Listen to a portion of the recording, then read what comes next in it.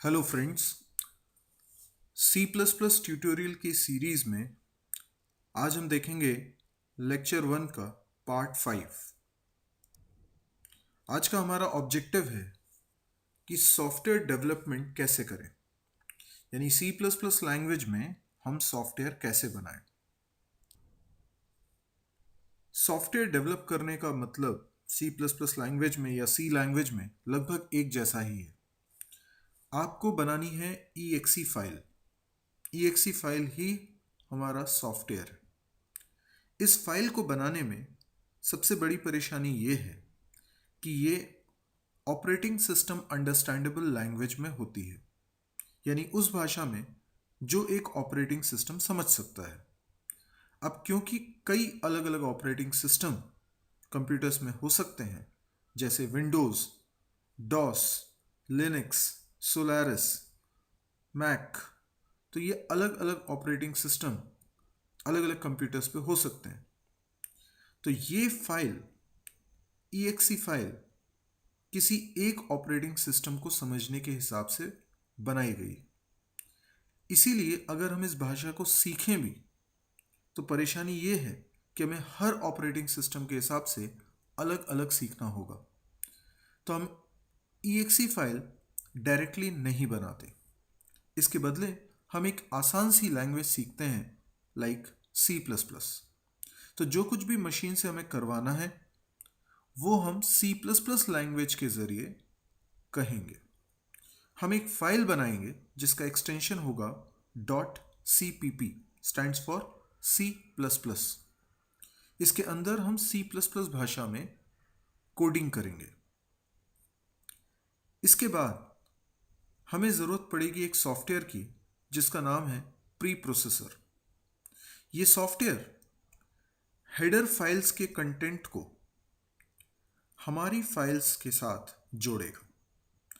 हमने अपने प्रोग्राम में .cpp फाइल के अंदर कुछ स्टेटमेंट्स लिखे हैं जो हैश से स्टार्ट होते हैं। इन स्टेटमेंट्स को रीड करके रिजॉल्व करना प्री प्रोसेसर का काम है। तो हैश इंक्लूड iostream.h या हैश इंक्लूड conio.h, इस तरह के स्टेटमेंट्स को प्री प्रोसेसर रिजॉल्व करता है और जिस हेडर फाइल का जिक्र हमने किया है वो हेडर फाइल के कंटेंट को हैश इंक्लूड वाली लाइन को उस कंटेंट से रिप्लेस कर देता है और बना देता है एक सेपरेट फाइल। इस फाइल के अंदर हैश वाला कोई भी स्टेटमेंट अब नहीं बचा है।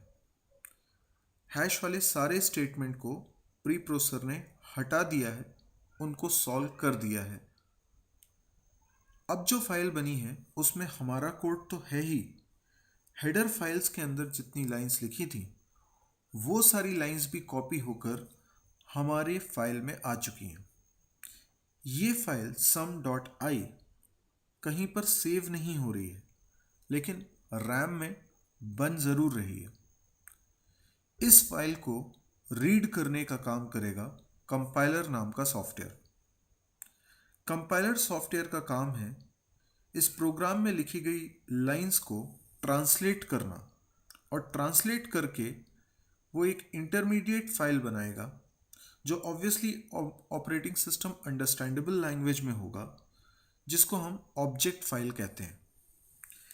जो हमने शुरुआत में .cpp फाइल बनाई थी वो सोर्स फाइल है और वो सॉफ्टवेयर नहीं है।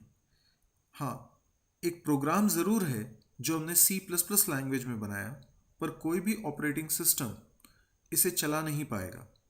इसीलिए हमने प्री प्रोसेसर और कंपाइलर की मदद से ऑब्जेक्ट फाइल जनरेट करी है।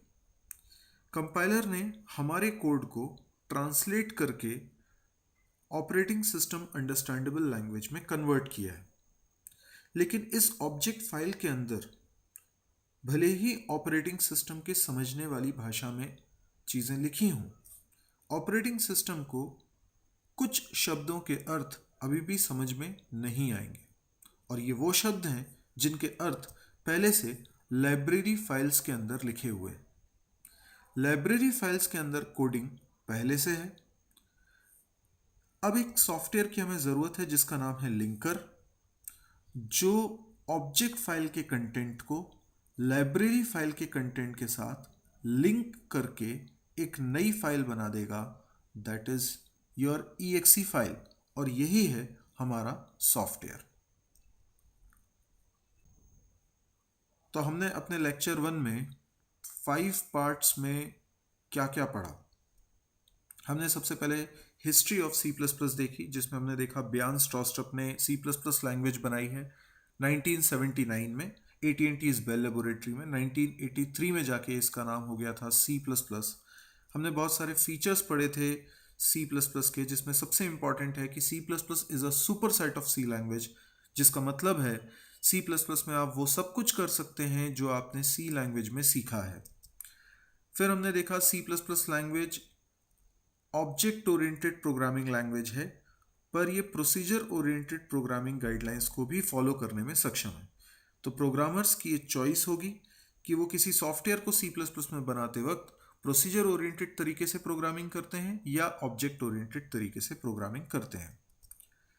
कॉन्सेप्ट ऑफ क्लास समझा, कॉन्सेप्ट ऑफ ऑब्जेक्ट समझा। हमने समझा क्लास एक ब्लूप्रिंट होता है, एक डिस्क्रिप्शन होता है ऑब्जेक्ट का, जबकि ऑब्जेक्ट एक रन टाइम एंटिटी है। हमने लास्ट में आज के पार्ट में देखा कि कैसे हम सॉफ्टवेयर डेवलप करेंगे। आप लोग इस चैनल को सब्सक्राइब करना ना भूलें। अगले लेक्चर में हम लोग C++ की कोडिंग स्टार्ट करेंगे। Thank you.